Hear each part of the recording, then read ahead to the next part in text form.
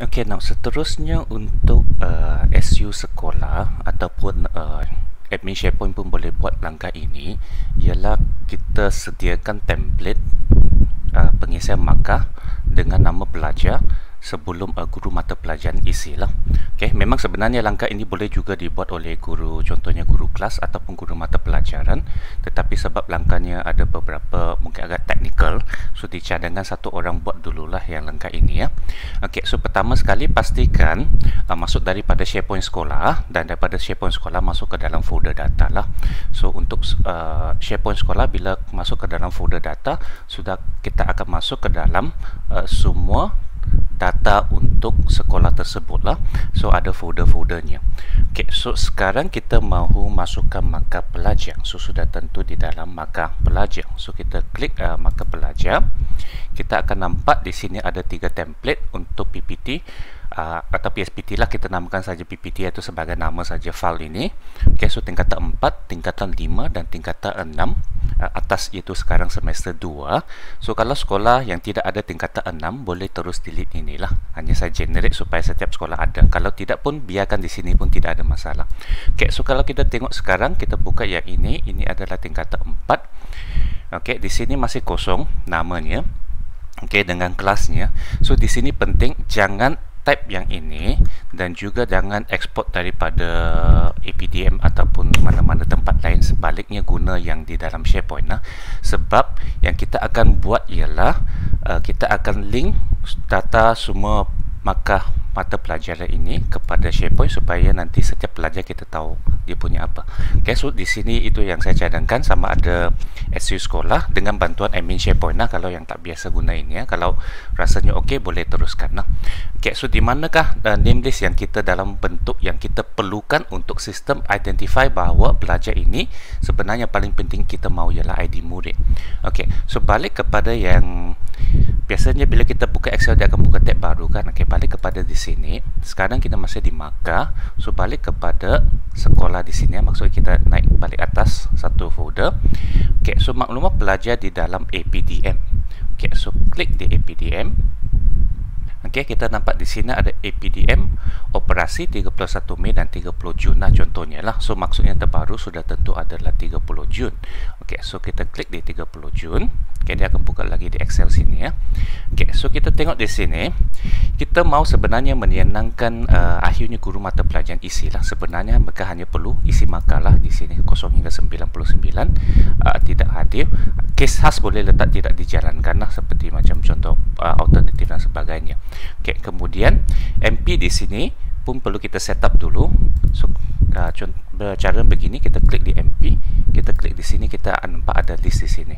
Okay, ini adalah list subjek. Okay, so pertama sekali kita perlu pastikan ini adalah nama daripada kelas tersebut. Okay, dan kita mau jadikan supaya senang untuk guru mata pelajaran, tak perlu scroll terlalu banyak. Okay, so kita jadikan setiap sheet satu kelas. Okay, dan nama sheet di sini boleh tukar kepada nama kelas supaya guru hanya perlu klik di sini, tak perlu mereka filter, tak perlu mereka sort dan sebagainya. Okay, dan kalau ada pertanyaan suruh mereka jangan filter dan jangan sort dan sebagainya, hanya isi markah saja berdasarkan itu. Okay, supaya tidak terkacau semua benda. Okay, so sekarang kita tengok ini adalah tingkatan 4. So balik kepada APDM.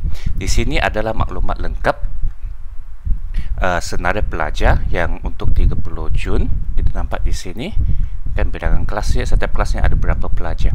So kita mau copy senarai nama ke dalam sini tingkatan 4. Okay, so tingkatan 4 ada berapa kelas.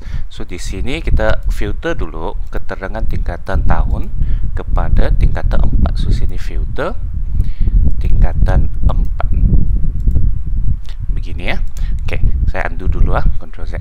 Kalau dia keluar dia akan tanya itu untuk just C main ataupun C area1 tukar kepada C main sahaja. Ataupun kita boleh buat begini ya, itu kita pergi ke view, kita pergi ke, sekarang kita mau satu new view okay, new sheet view. Okay, so bila kita tukar ini kepada tingkatan 4 contohnya. Okay, nah katakan kita ambil kelas pertama. Okay, kalau kita keluar nanti, kita keluar yang temporary view ini kan, kita exit. kita don't keep, dia akan balik kepada yang asal lah. Okay, juga bermaksud kalau bila kita guna sheet view ataupun CMine sahaja, bila kita filter dia tak akan terfilter untuk orang lain lah. Okay, tapi untuk case ini tak begitu penting sebab ini hanya untuk tujuan operasi saja. Okay, so kita pergi ke tingkatan 4, filter satu-satu kelas lah. So katakan Al-Biruni, filter Al-Biruni. Okay, so template sudah diletakkan supaya yang hijau ini ngam-ngam dengan yang ini supaya senang kita copy.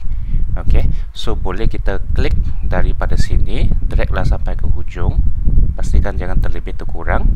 Okay, ataupun kalau kita klik mana-mana table ini, kita guna keyboard lah, tekan Ctrl A, dia akan automatic tahu sudah apa yang perlu dia select, hanya data ini di select. So lepas tu kita boleh right click, kita boleh copy, ataupun selepas kita Ctrl A, kita Ctrl C. Okay, nampak dia sedang copy ya. So balik ke sini, inilah templatenya, kita letak di sini Ctrl V, ataupun right click paste lah. Okay, dan kita nampak di sini senarainya ngam-ngam sudah. Yang ini saya kecilkan supaya, sebab ini tidak perlu guru nampakkan. Yang penting kita nampak nama pelajar. Okay, ID murid pun tak perlu guru nampak, tapi kita letak sini saja. Tapi yang penting juga guru mata pelajar kena tahu kelas ini kelas apa kan, supaya mereka tak. Okay, so bolehlah Al-Biruni, boleh di type. Kalau mau copy pun boleh copy Al-Biruni, tukar nama sheet ini, rename kepada Al-Biruni. Okay, so bila guru masuk ke dalam file ini, mereka akan nampak nama-nama kelas di sini lah. Okay, so itu saja untuk senarai nama. So kita teruskanlah untuk kelas yang lain. So lepas Al-Biruni, kita filter, kita pergi Al-Farabi contohnya. Ingat untuk antik yang Al-Biruni ya. Okay, lepas tu di sini Ctrl A, Ctrl C. Okay, balik ke kelas kedua, sama juga letak di sini Ctrl V. Okay, satu hal lah, sebab ini Excel online, kadang kalau jangan tertakutlah apabila ada buat apa-apa kesilapan ke, tepis salah ke dan sebagainya kan. So kalau tepis salah kan, pastikan saja kan ada undo di sini. Okay, kita undo saja. Okay, jangan terkacau benda-benda lain lah. Okay, kalau sekejap ini banyak undo ni undo. Okay, begini kan. So sampai pada asalnya. Okay, so sekali lagi ini Al-Farabi. So letak di sini, Ctrl V, paste di sini. Okay, dia akan automatic tambahkan sampai sini. Okay, so kelas ketiga Al-Ghazali. Okay, so sini Ctrl A, Ctrl C. Okay, pergi ke, oh sorry, ini sepatutnya namakan dulu kan. Okay, jangan terlupa. Kita balik kepada yang tadi dulu, Al-Farabi. Okay, kalau mau type pun boleh, sebab yang ini tidak akan dilihat oleh sistem. Yang nama sheet itu tak akan dinampak oleh sistem. Dia akan nampak yang table ini. Okay, so itu sudah di setting sudah, tidak perlu risau. Okay, ini hanya untuk rujukan guru supaya dia nampak kelas apa yang dia mau masuk lah. Okay, yang saya sudah freeze dia di sini. Okay, harap saya rasa guru tidak akan pergi unfreeze lah kan, sebab saya tidak dapat lock juga. So dia boleh scroll ke bawah, dia akan nampak pelajar. Kalau mata pelajarnya hujung sikit, dia boleh scroll ke sini lah. Okay, so rasanya tidak akan terkacau. Okay, selepas itu kita perlu pilih mata pelajar untuk kelas ini. So ini kalau SU tidak buat pun boleh minta guru guru tingkatan buat, sebab mereka lebih tahu senarai mata pelajaran kan. Sebenarnya senarai mata pelajaran yang di sini adalah berada di list di sini. Okay, ini adalah saya letak mengikut SPM.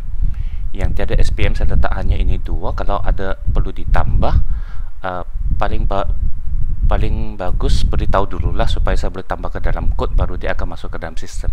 Kalau tambah di sini sahaja, memang boleh masuk ke dalam template, tapi tidak dapat tarik ke dalam big data. Okay, so contohnya Al-Biruni.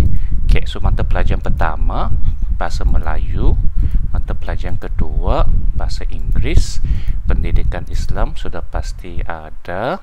Pendidikan moral saya tidak pasti ada ke tidak, ataupun kita biarkan saja. Kalau punya kosong kita letak moral, sejarah, matematik. sampai sini semua mata pelajaran ini sudah pastikan. Sains tak pastikan kalau di kelas sains tidak ada. Okey, so paling senang guru tingkatan masukkan dululah. Jangan tunggu guru mata pelajar masuk baru dia klik, nanti dia berterabu kan. Okey, so pastikan sudah set apa mata pelajaran untuk kelas ini, dan sebenarnya itu saja. Okey, so kita akan nampak banyak ruang kosong di belakang. So abaikan saja. Okey, pun suruh guru abaikan saja. Kalau mau tidik pun boleh, tapi bagus abaikan saja. Sebab sistem dia akan ambil sahaja yang ada nama yang begini. Okey, tidak ada masalah. Okey, dan juga di sini saya letak saja banyak kelas untuk sesetengah sekolah yang paling banyak lah. Saya cek dalam sistem paling banyak 20. Okey, so saya letak saja ekstra. So hanya letak nama-nama kelas yang di sekolah dan suruh guru mata pelajaran isi maka di sini. Itu saja. Okey, tapi sudah tentu pastikan itulah langkah-langkah ini perlu siapkan dululah. Pastikan maklumat pelajar setiap kelas pindah ke template, rename sheet lah yang ini ya, untuk memudahkan guru. Pilih MP untuk setiap kelas.